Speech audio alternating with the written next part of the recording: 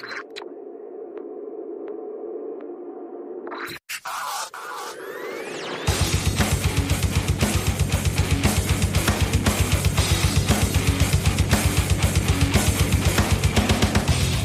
dealing with a falsehood, you're faced with two options. You can accept it or you can reject it. The basis upon which we take one of these actions is a product of our critical thinking capabilities and a desire to know what is true instead of confirming our bias. A lie can travel halfway around the world while the truth is still putting on its shoes. On Brainstorm, we choose the hard truths over the comforting lies. Reason, compassion, skepticism. This is the Brainstorm Podcast.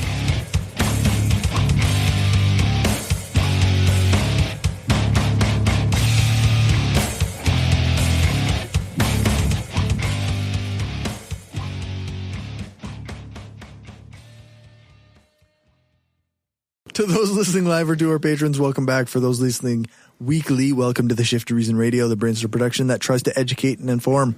We'll take current events and important skeptical topics and try to analyze them critically. Hi, Peter.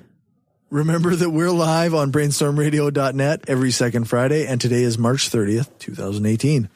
I'm Cory, and I'm still joined by Lisa. Still me. Angela. Hi. Rene. Hello. Brandon. Howdy. And, of course, the always raging Dave. Somebody help me. Who's got some Valium? I only have M&Ms. No, who has the electricity knowledge? The electrical knowledge. I think amongst us it'd be Lisa. What? I don't think any of us is an electrician. None of us are qualified for this job. No, not me. No. I can describe how electricity works at a physical level, like a subatomic level, but the hooking up of wires. Some help you are. Wow. What's your degree good for? Jeez. Fuck all. Only treating cancer, Dave. That's it. That's all I do. So basically nothing. Nothing. Yeah. Worthless. This reminds me a lot of the conversation from the early seasons of Big Bang Theory. It's like, oh yeah, we can all describe how an engine works. Can't fix one. Right. All right. Let's get into some woo. Oh, yeah. I'm not a scientist, but if I can tell you your science sucks, then your science really sucks. That just makes no fucking sense. I mean, it's just bullshit. Fuck. All right, Brandon, what do you got for us? Killer bees. Killer bees. Yep, but on purpose this time.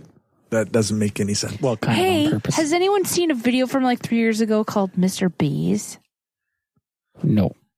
It's on YouTube. My stepson showed it to me. Is it like a dude who like has bees all over him and he's like standing there with bees? I'll find it. I'll send you it. Okay. That's all I wanted to say. This week don't have my article down verbatim, so okay. Suffice to say, this person was going for AP therapy, which is just like it's bee-related therapy. The term encompasses venom, pollen, honey. However, this person was basically doing acupuncture, but with bees. Okay. They would the person providing treatment would coax the bee to sting, and they would use it in the same manner they would normally use a acupuncture needle. To be clear, this isn't like a one-off. This is like a thing they did as a business to lots of people, and people do all over. Do it. Yeah, not just one person who crazily decided to do it, but many people do this. This particular person seems like a bad idea. Had been taking treatments, I think, every 4 weeks for 2 years, actually. Of the bee treatment? Yeah. Which, actually, that's something I found out through the article, is you can essentially gain a deathly allergy to bees. Interesting. Yeah. I did not know that. Yeah. Like she'd been stung. She'd had the treatment like 21 times in the past. Or 20 times in the past, and this was her 21st. And she was fine the other 20 times. Yep. And then this time she dies. She got an anaphylactic reaction. She basically had the same sort of allergic reaction you'd expect with a bee allergy. So the acupuncturist or bee person. Beepuncturist. Beepuncturist. My mom always taught me be punctual. Fuck, I suck. Go ahead. It's late. I hate you all. Stop it. Didn't have like Stop an EpiPen. They were not prepared. No. And then not an EpiPen, not any sort of epinephrine, nothing to Nothing to anticipate that maybe somebody. Wait. Are you saying the people who didn't have the good sense to know that you probably shouldn't sting people with bees weren't prepared with an EpiPen? Nope. That's surprising. I don't know. Don't most first aid kits have it now? Not in my workplace. Yeah, but you'd think people who were dumb enough to start stinging people with bees would be smart enough to have a first aid kit. We'll sum this whole thing up with this. If Gwyneth Paltrow thinks it's a good idea, it's probably not. I wasn't going to dwell on that part. I try to avoid talking about goop. Yeah, but that's where this all comes from, is she's pushing this stuff. So, yeah, if Gwyneth Paltrow says it's a good idea, it's probably Didn't Russell Crowe have an anaphylaxis or something? Like he had a bad reaction? I don't know. I thought he did. I don't keep track of his hospital records. Fuck, I gotta look in. I'm a little bit lapsed in that regard. You got to keep up on your Russell Crowe stuff. Yeah. I know. What the fuck, man? Bullshit. I'm sorry. You're with the program. I didn't realize that was a qualification. I'm sorry. I'll go. So what's the scoop on this? Like, she's just a person who went to a crackpot and... Well, this guy, he doesn't come across like a crackpot, definitely. It just seems like it seems like the way it's described is that he just added apitherapy to his repertoire. I'm sure they're locally grown bees. Of course. Locally sourced, of course. Yes. The treatment apparently has roots in China, as so many alternative medicines do. Because bullshit. Sorry, it wasn't Russell Crowe. It was Gerard Butler. Especially if it's not a Chinese original bee, that kind of makes a difference, right? The relative venomness of any bee to another bee can vary between regions. Absolutely. Maybe they're just milder when they sting in China. I don't know. Okay, being Chinese, even if it were, does not make it legitimate, right? No. No. Well, this whole idea, if it's an ancient therapy, ancient Chinese therapies, yes. Yeah. But that's like the buzzword to make something sound more legitimate. Okay. That's why you hear stuff like ancient theories rediscovered, or ancient medical treatment rediscovered, sort of thing. Because it sounds like it's better for the rediscovering. It's kind of like Damascus steel and stuff like that. It was Gerard Butler, not Russell Crowe. He injected himself with bee venom and then he went to hospital. Well, that's why nobody knew who it was. That's why you didn't know who it was. I love silly... Gerard Butler is... I love silly action movies on Netflix, but if I see that it has Gerard Butler, I'm like... Really? I'm not watching this. Yeah. Actually, I have standards. He was in one good movie that I remember. 300? Yeah. No, that's Gerard Butler. That's Gerard Butler. Yeah, he was in one good movie. That's right. Is that the one you're thinking of? Or you thinking of that's the one I'm thinking of. This is Sparta. He was also in one I liked. Not the revenge one. Say no. I thought the plot was interesting. No, it wasn't. It was. So why did he sting himself with bees? In my opinion, it's supposed to get rid of inflammation with bee juice while he was filming the upcoming disaster film Geostorm. Oh. And then he told... So it's a number of bad decisions. Yeah. So he had heard of this guy injecting bee venom because apparently it has many anti-inflammatory compounds and wanted to try it out after a long day of shooting. So he gets 10 shots of bee venom and then he has the worst reaction. Right. I kind of entered this anaphylactic shock. It's awful, creepy, crawlies all over me, swelled up, heart's going to explode. But I go through it and then I find out he gave me 10 times too much. And then he had to go to the hospital. And he was Michael Jackson's doctor and passed. I decided to do it again because I think maybe I just took too much. And then he had to go to the hospital again. Butler is not the only star to purposefully put bee venom into his body, as Gwyneth Paltrow has gone public about being stung by bees for beauty. Stars, they're just like us, incredibly dumb and willing to repeat past mistakes. Is that actually in the article? That was the last sentence. That's perfect. This is why Gwyneth Paltrow is hard to watch as Pepper Potts. It is hard. It's like ruins the whole yes movie franchise. I'm entirely okay with her not being in the Avengers not? films that she's not in. Oh, good. I also in can't watch Spider-Man. Tom Cruise movies for similar reasons. Yes. What's it called? The people. Mummy? No, the humans. Scientology. That's it. Yeah. Thank you, Angela, for After he reading my jumped mind. on Oprah's couch, I was like, all right, see ya. Oh. I really stuck with him for a long time after that. And I don't mind his Dedicated. movies. He's crazier than a shithouse rat, but he makes entertaining movies. how crazy is a shithouse? Yeah, but I don't know. I'm assuming. I'd like to qualify that. I'm assuming as crazy as a Scientologist.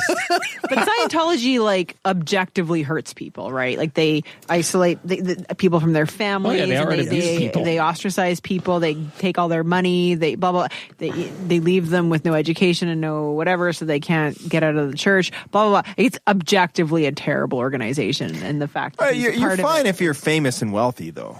Well, they still get your money. Yeah, that's true. You're treated very well if you're famous and wealthy. You Yes. get to go to the celebrity center. Just saying. Anybody who promotes Scientology is probably objectively terrible, too. So because it is bees. objectively Somebody died from bees. Surprise. Okay, actually, we're gonna move on Okay, sorry. to Angela's story. To my story? Yes, Angela has a story. Scientists say we can sneak into parallel universes through our dreams. Oh, cool. By L.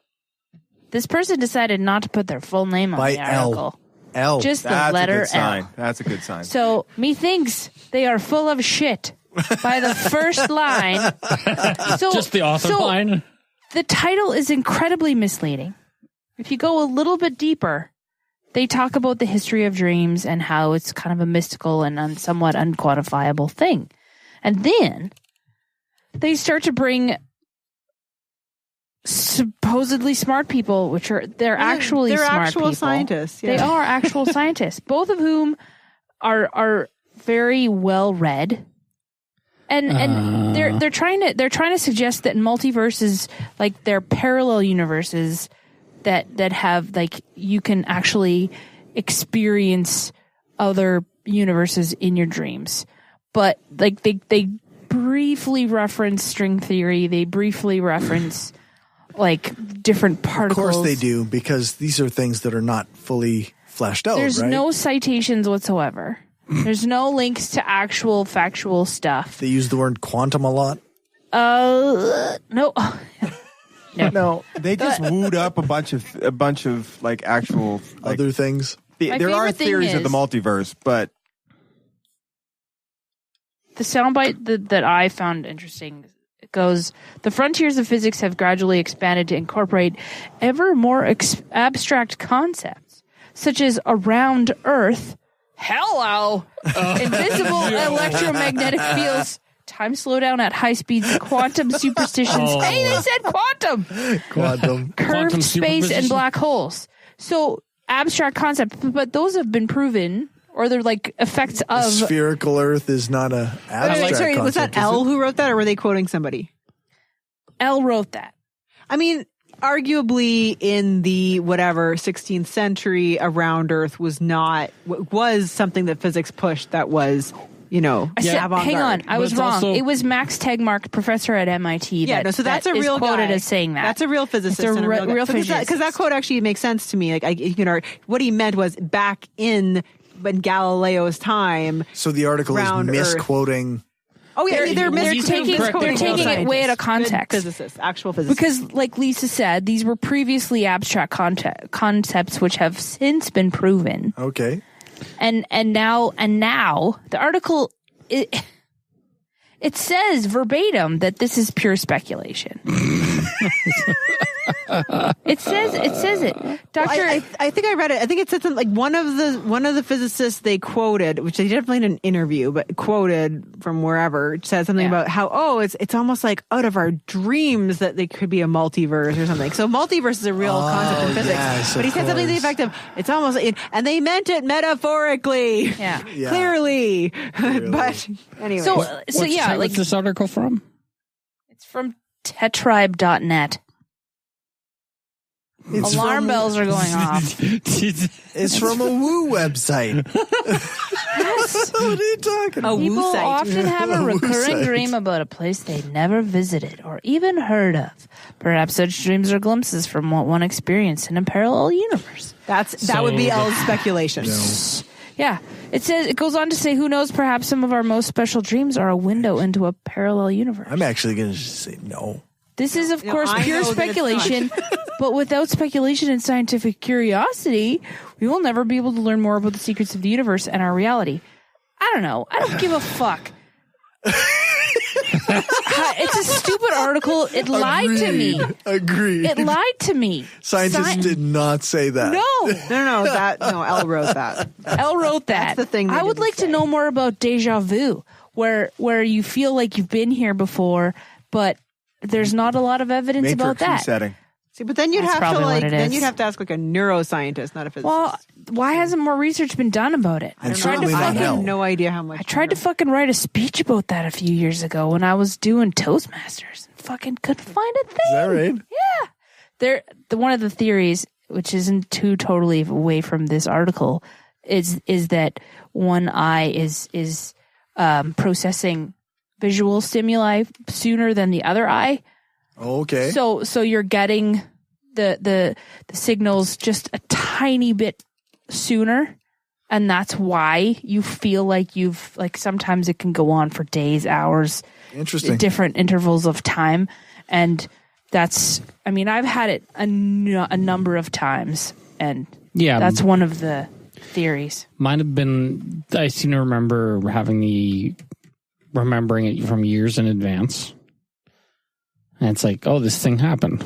But the thing is, it's like, it could have been fallen into a collection of events that in each little bit happened to me before.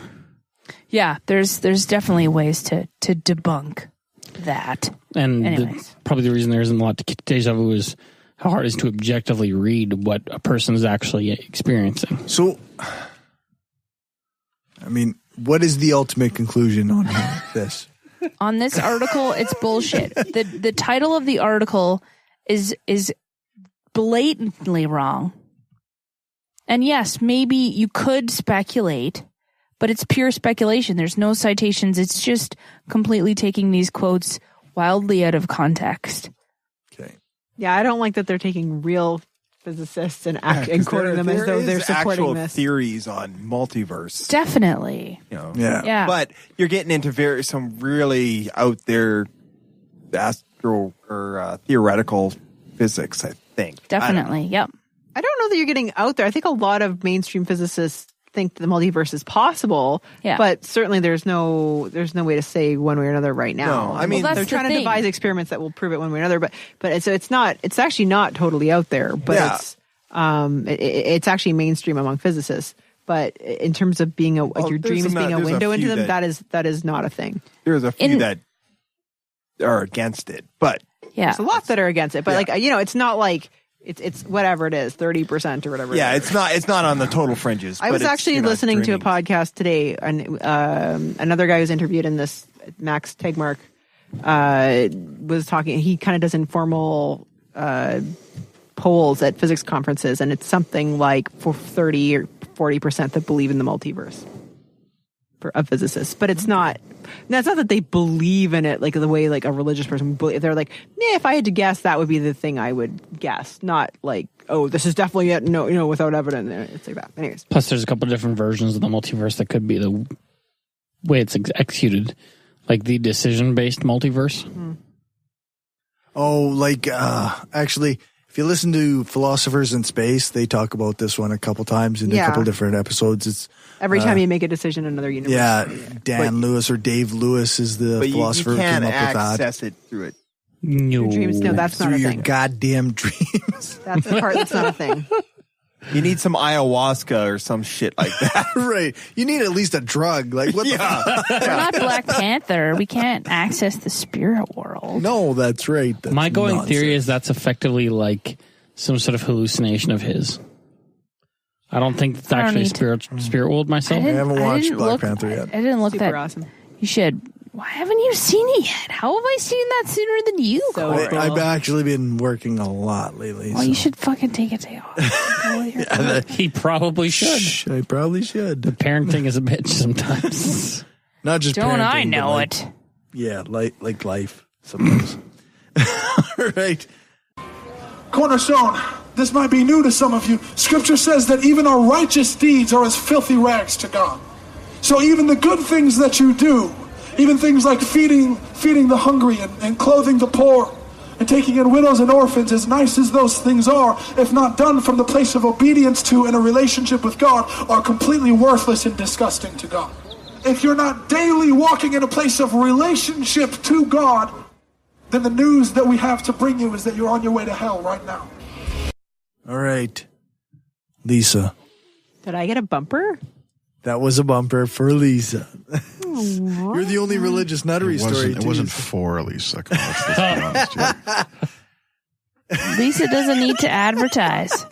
Please read your story, Lisa. We still believe in you. She's got a grumpy face now, Dave. Way to go. Maybe the raging Lisa. It's radio. We can't see that. So it's okay. I think my silence is icy enough. Just got colder in here. Yeah, it did. Carry on, doctor. Carry on, doctor. You know, you can't say it sarcastically and meanly like that and expect it to make me happy, Dave. Anyways. It didn't. So you're saying it didn't help? No. Okay. So Cory sent me a link on HuffPo.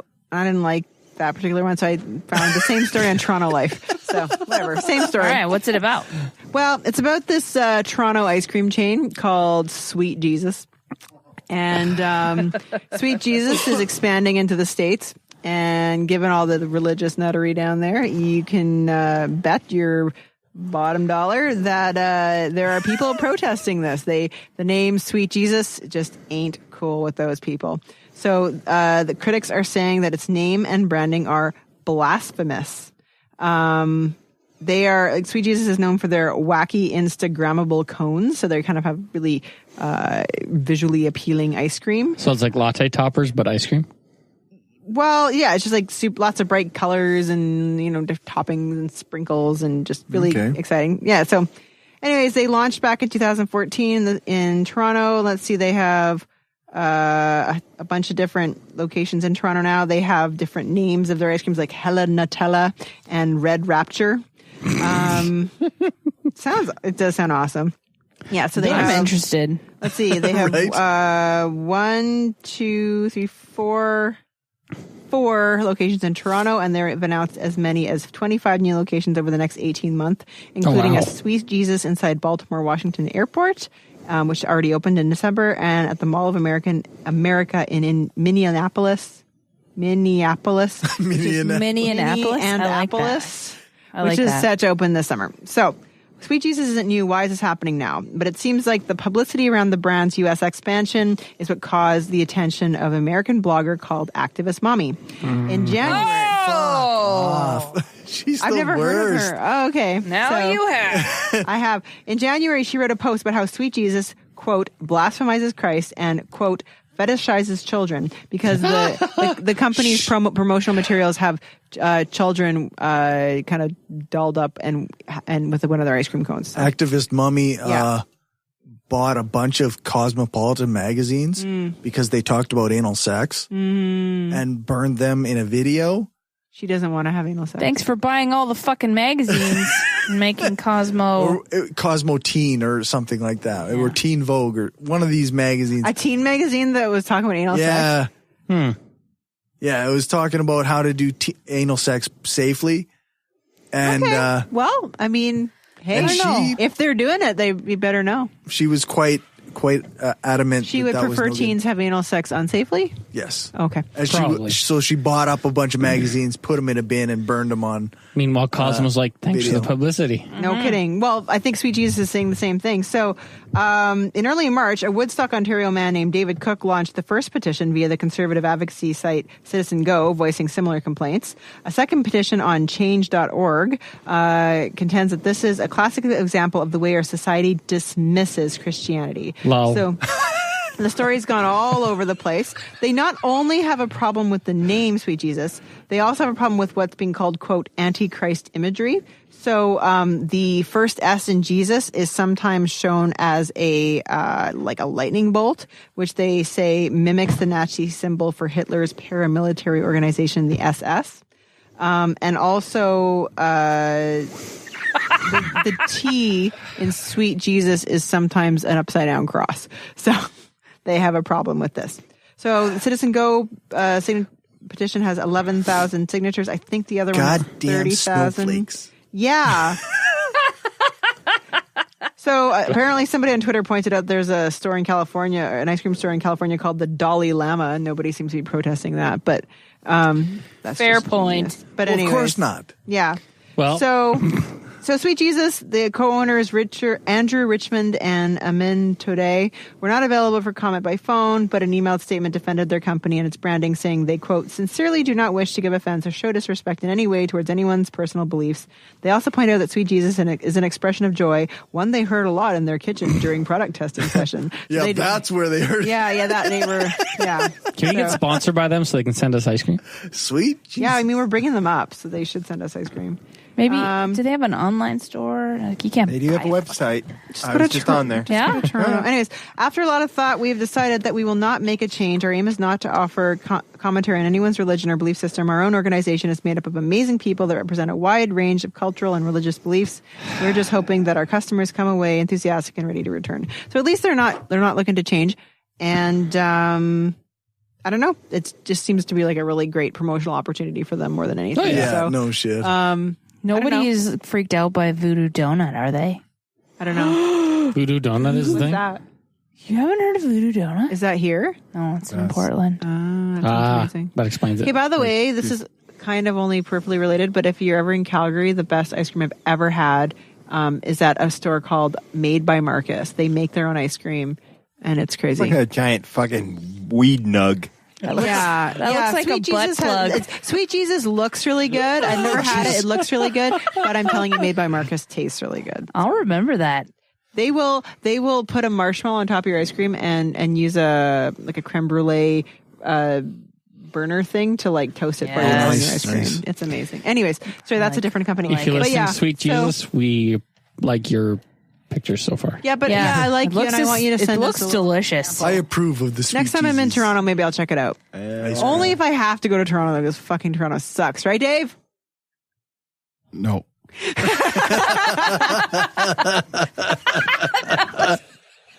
But Jordan Peterson lives in Toronto. That's saying Jordan Peterson. Jordan Peterson's from Toronto. Can that be the, I don't know if he's from Toronto, title of the third installment of the episode? Toronto sucks, right, Dave?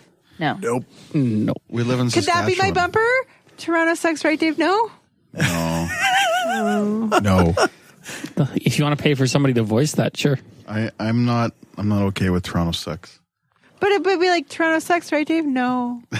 Okay, we could do the whole thing. Just saying. That's in there, I guess. You have it. So Sweet Jesus is going to be like making so much money now. That's the takeaway. Essentially. All right. Maybe. I love how there's these I wonder what the actual protests have consisted of.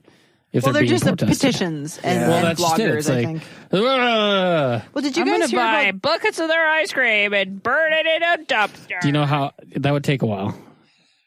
Just gonna melt it. Spend $1,000. And then Meanwhile, Sweet Jesus is like, here you go. Buy all the Did you things guys hear from about us. the vegan protesters in Toronto were Yeah, protesting that's that hilarious. restaurant? Yeah. And the dude decided to butcher a leg of venison in the window. yeah. Yep. That was pretty funny. That was in Toronto. What? Too. That Yeah. was a happening place right now. Yeah. Unless, Maybe we should go there. Even though it yeah, sucks. but they have Doug Ford. All of Ontario has Doug Ford. But the Ontario legislature's in Toronto, so. Okay. Let's talk politics. that was almost a good segue. All right. Everybody complains about politicians. Everybody says they suck. Yeah! Well, where do people think these politicians come from? They don't fall out of the sky. They don't pass through a membrane from another reality. They come from American parents and American families, American homes, American schools, American churches, American businesses, and American universities, and they're elected by American citizens. This is the best we can do, folks. This is what we have to offer. It's what our system produces. Garbage in, garbage out. So it seems like we have similar issues in Canada. Yeah, kind of. Like what? Well, apparently no one likes our premiers. With the outlier being, of course, Saskatchewan. Because everybody here is an idiot. And BC, because everyone's high. Yeah, I live here. Hey. I don't stop on railways to check for trains, but so I guess I'm not a true Saskatchewanian. But anyways, Still going with that one. That's a fucking exception, not the rule. how many people I've seen fucking try to turn left, and then when the light turns orange, they just back up into the left turn. People in Saskatchewan don't know how to fucking drive. No, Period. I'm just saying. Period. It isn't an exception. Anyways, continue. Anyway, so apparently all of our most of our premiers their approval ratings are all like between 19%, which is a win in Ontario, up to 42% in Newfoundland. And the outliers being Saskatchewan and BC, they have approval ratings around 52%. But of course, both of them are relatively new into the job. Mo has been in power, 2 months, 3 months? Yeah. If that. And so the article is saying is that how there's much to do about down in the States how Trump is at historic low for approval rating at 40%. Yeah, sitting at 30. He's been at 30. He's been as low as 36, I think. Yeah, and it's bumped up to 40 again for some reason. But the difference is that, and they make the argument that the difference in Canada versus the States is in the States, like their governors are directly elected, their presidents are directly elected. We don't directly elect our leaders per se. Right, you know, and so that might make the difference. We're also a lot more cynical when it comes to our politicians, I think. Technically, their presidents are not directly elected. No, Because if 'cause they the were, then college- Hillary Clinton would be president. That's right. Well, yeah, it gets. He won the electoral college, Lisa. Yeah. Not directly Which is elected not the direct president. election. That's what I'm Yeah. saying. That's right. Yeah, but it wasn't as if you. The default leader is not the head of the party that gets the most Yeah, votes, which that's is what right. it is here. No. But thing is, and we're more European in that it's commonplace in Europe to have their leaders not have a huge amount of, popularity. And like in Canada, we don't really vote people in, we vote people out. There's also the part where a lot of the provinces actually do have 3 parties. This is also true. Mm-hmm. So having a 30% popularity is actually probably pretty reasonable. Yeah. Like it would also heavily depend on how the question was phrased. I think it's just approval rating. Yes, so it's probably just it's understandable that a liberal premier wouldn't get the conservative vote.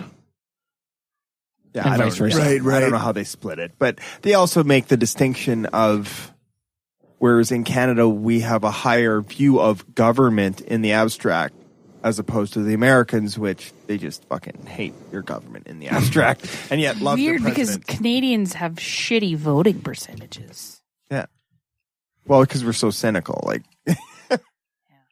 So I mean, and they commented how Justin Trudeau got elected in. He had this huge 60% approval rating. Now he's down to 40. It's called politics. Yeah. They get elected in with this hope that they're going to suddenly change things around, and when they can't do it instantly, everyone's like, "Well, fuck this guy." Right. Yeah, exactly. Or they get elected by saying things that you want to hear, and then they go in and they do what every other politician does. Yeah. I believe that's called campaigning. Yeah. That's right. Yeah. I'm sorry, I'm being cynical. No, that's the Canadian way. I don't even think that's cynical. That's just what it is. Yeah. If they can just deliver on the weed promise, everything else will be fine. Everything else is good. It was close there, but it's looking good now. Yeah, that's true. Yeah, there was some pushback there, but Yeah, I don't know. It's one of those things where it's like, I mean, Wynn looks like as soon as they call an election, right, he's out. Yeah, I don't know who they're going to get in. Mo is in Saskatchewan at 52%, mostly because he's just head of the SAS party, and for whatever reason, they were blindly loyal. The people to the SAS here, for some reason, think that that's good. Yeah, we're blind to the history, but I mean, they kept comparing it to stuff like Trump and whatever, but it's kind of a weird thing, is because Trump seems to have, he's going to have 35% no matter what he does. Right. There's going to be just that percentage that no matter what he's. Well, yeah, he could shoot somebody on Fifth Avenue and not lose the evangelical vote. Yeah, no matter what or who he does. He could have an affair with a porn star, and apparently and sue them. means nothing. And pay them off, and it doesn't mean anything. I mean, not that I'm judging for somebody having an affair with a porn star. That you live your life. Yeah, whatever. I'm judging a little bit just because of the affair more than that porn star part. I'm judging for the payoff. That's the payoff is the problem, but he's never mentioned her on Twitter. Yeah, not once. It's funny because now he's suing her. So. He's never fucking talked about her on Twitter. Yeah, I've never attacked her. But that's the thing is like the approval ratings. He still thinks he has a chance. Yeah, probably. Are we still good after this? Yeah. Can I still do you? Yeah. It's like, no. Nope. Will you still pee on me? With her, it was more of a spanking. I want you to drink some Russian vodka, then pee on me. There's a pee tape. Yeah. So I don't know. It's just we all hate in Canada. We're kind of the weird ones. We hate them when they're in power. Once they're out, we look at them nostalgically. Yeah, that's standard. I don't look at Harper nostalgically. Some people do. Some people did the day he was knocked out. Thank you, Mr. Prime Minister. One of the greatest. I would look Canadian at him. Prime Minister. I would look at him nostalgically. Sorry if there was a montage of the crazy shit that he wore. Yeah. Like the tiny cowboy hat. Now that's an amusing prime minister. But, yes. But yet dress up in India is a bigger problem, right? Yeah, well, that's just it. It's, I don't know. Canadian How soon we forget. Canadian politics is both boring and ridiculous, but it's boring in comparison to the absolute ridiculousness of American politics. But we live next to a 3-ring circus and we're just having like regular politics. Yeah. Damn right. Why can't our capital look like that? It's like, well, it's not on fire, so I'm gonna go with that. Exactly. Okay, so summation: we hate our premiers. Next, and our prime ministers. That's it. Next. All right. I also have a sort of political story. It's from the Neurological blog. There was a study done by somebody named researcher Justin Murphy. I don't have like an official organization that he was working with, but he aggregated a bunch of various surveys discussing free speech and self-identified political views. Oh. So the key findings were that tolerance of free speech has been on the rise over the last 40 or so years. 1972 to 2016 was when he looked at this data. So tolerance of free speech has been on the incline. Did it end on the incline? What's that? Did it end on an incline? Yes. Okay, good. People who identify as extreme liberals are actually the most supportive of free speech. Yeah. College or university education correlates with higher tolerance of free speech. So, more educated, more tolerant of free speech. And the most intolerant group are the non-college educated, and they are the least tolerant of speech from anti-American Muslims. This is, of course, an American survey or American data.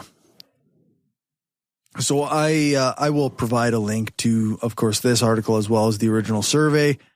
And they took a look at a range of people from extremely liberal to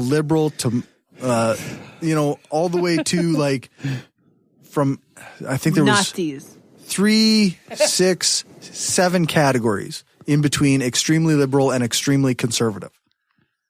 And they looked at how they viewed these speakers from different groups like communists, militarists, racists, homosexuals, and anti-theists. And for all of the groups, tolerance of all types of speakers has gone up from 1972 until 2016. For nearly all of the groups except extremely conservative, racist speech was the least tolerated speech.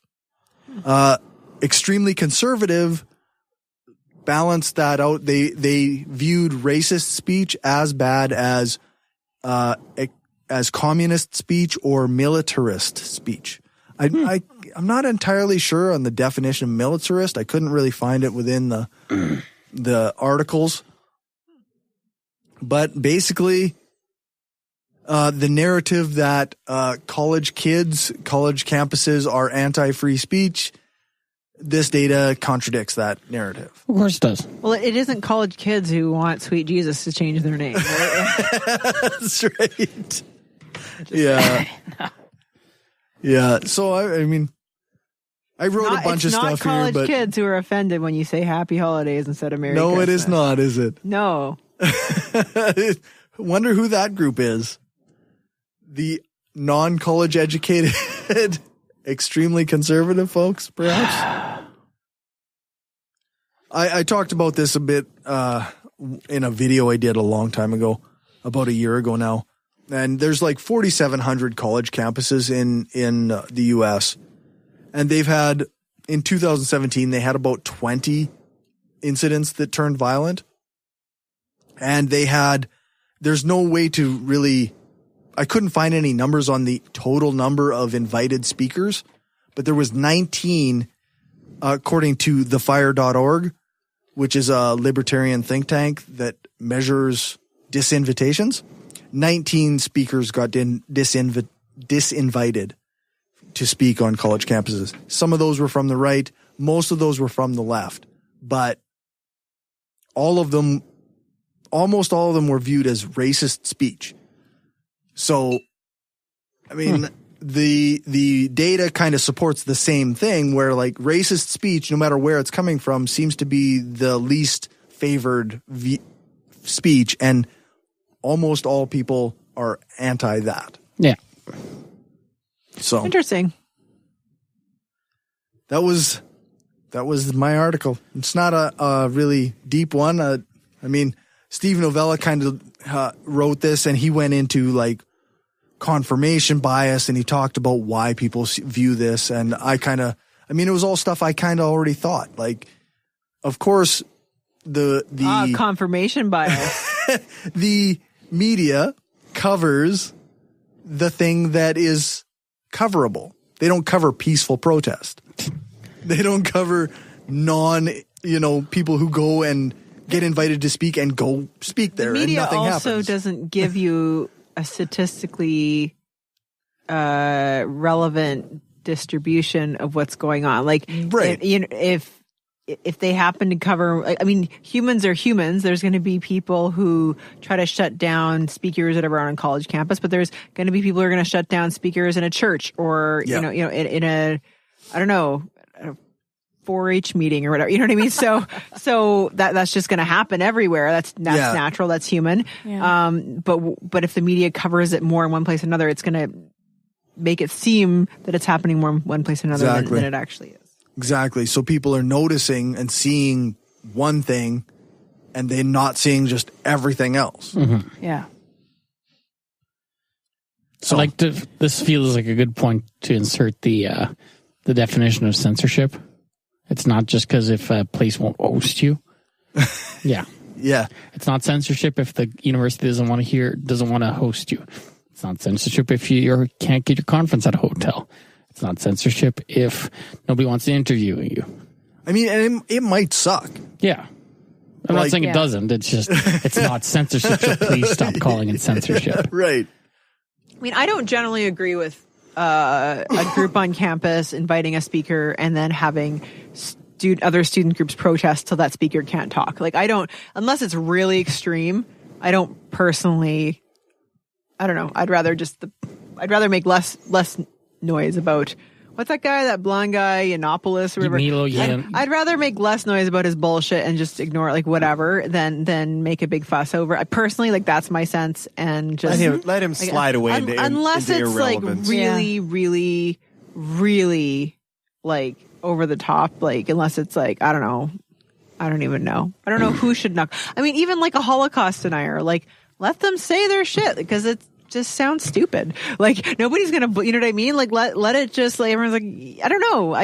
There's not a lot that I would, but. The interesting thing I thought was about Yiannopoulos is that, like, he had 100% support when he was saying anti-trans stuff and and racist stuff in front of, conservatives were all on board with that.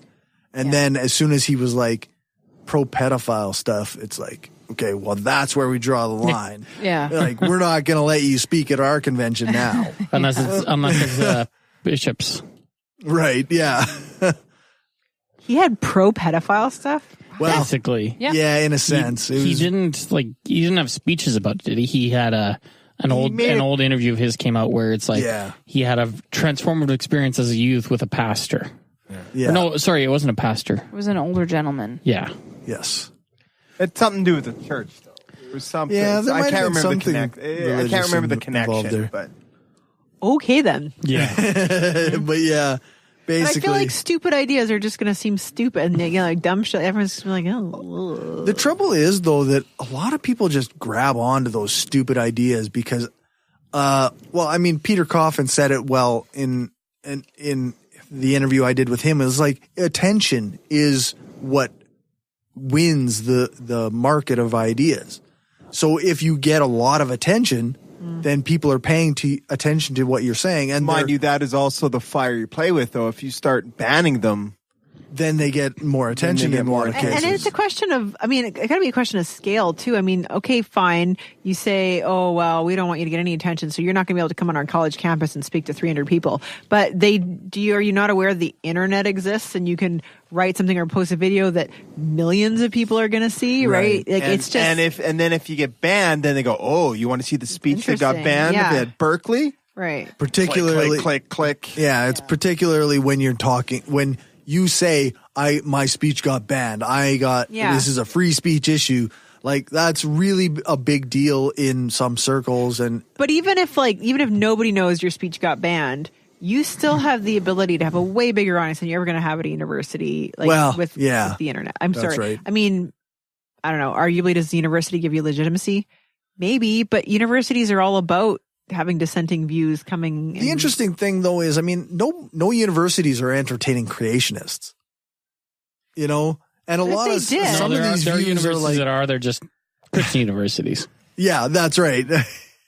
But then, so a lot of these things that are getting promoted are being like, okay, well, so the racist guy is being suppressed. Like, I think it's cool to have the guy. A creationist wants to come to university and talk. Cool. But I'm going to show up and be like, why is this argument sucks for this, that, and the other reason? What do you have to say about that? And that's fine. Like, it's my free speech is also allowed. Actually, there was a science organization that had like anti-vaxxers booked for a speech or something in their hall. And then a bunch of pro-science advocates were like, hey, this is ridiculous. How can you be letting this anti-vaxxer speak at your place? Mm-hmm. So then they turned it off, and it was no publicity at all, really. Like, it was just like one of those things that was like, it happened. Sorry, so who was hosting the anti-vaxxers? It was an organization was hosting anti-vaxxers at this science hall or something, like a place that was associated with science, like a science center or something. See, I could actually see that because, you have an idea of what your audience is, where it's like setting them up for a horrendous round of questioning. Maybe. But that's my take on it. Also, when we, a couple of years ago, when the CFI had their Darwin Day thing at the Science Center, they're a community organization. They're nonprofit. Right. So they have to be very careful to be neutral. Right. So they... To keep their nonprofit status. Yeah, right? yeah. So I think there was a question. They had to be particular about how they hosted different events. Yeah, it's interesting in a sense because being anti-racism is considered a leftist position. Like I don't really get how that's a thing. Yeah.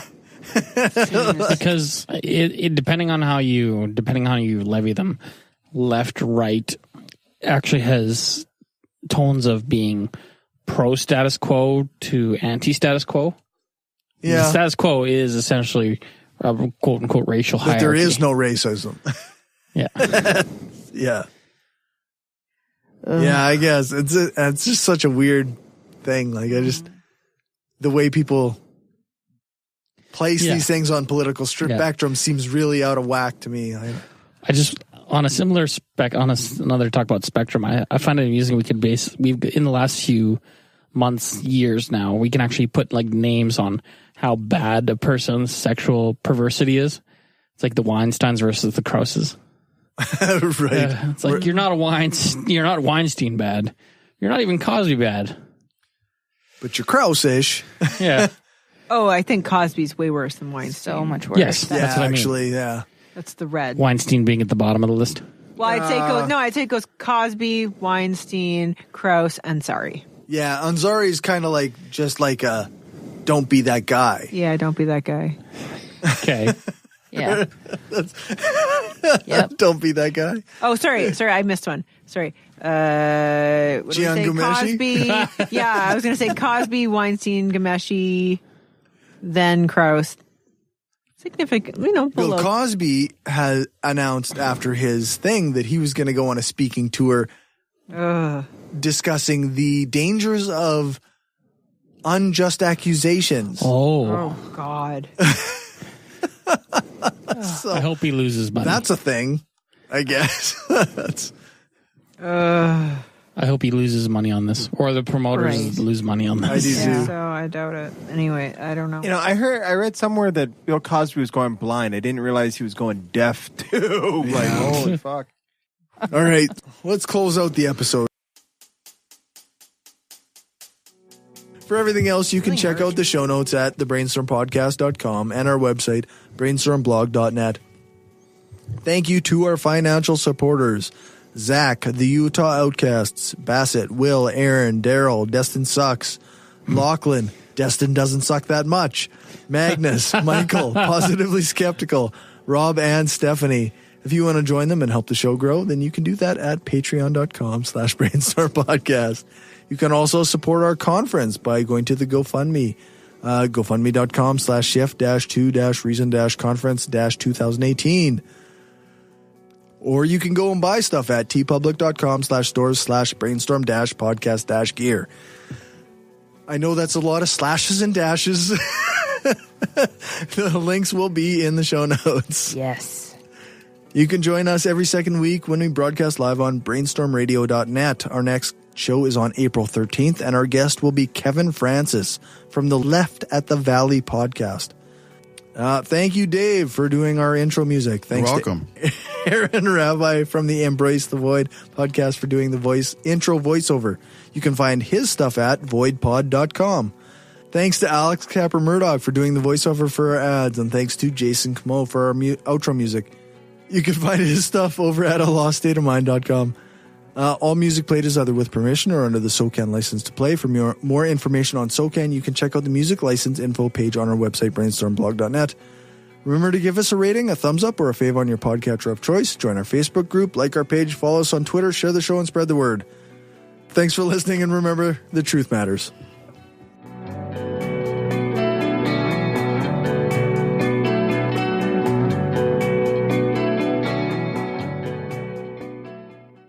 This is an opinion-based podcast. Each person on the podcast is responsible for their own opinions, and those opinions don't necessarily reflect the views of the rest of the panel, any guests, or anyone associated with the people on the podcast, such as spouses, partners, children, other family members, friends, or employers. No one person speaks for the podcast with the possible exception of Cory, and he doesn't speak for anyone else on the show. The Brainstorm podcast does not represent the views of our sponsors.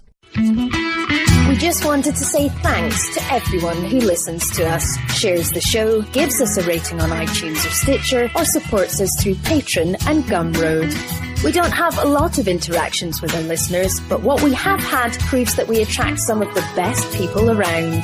Smart, kind, and cool. An audience truly worthy of the titles hardcore and woo-free.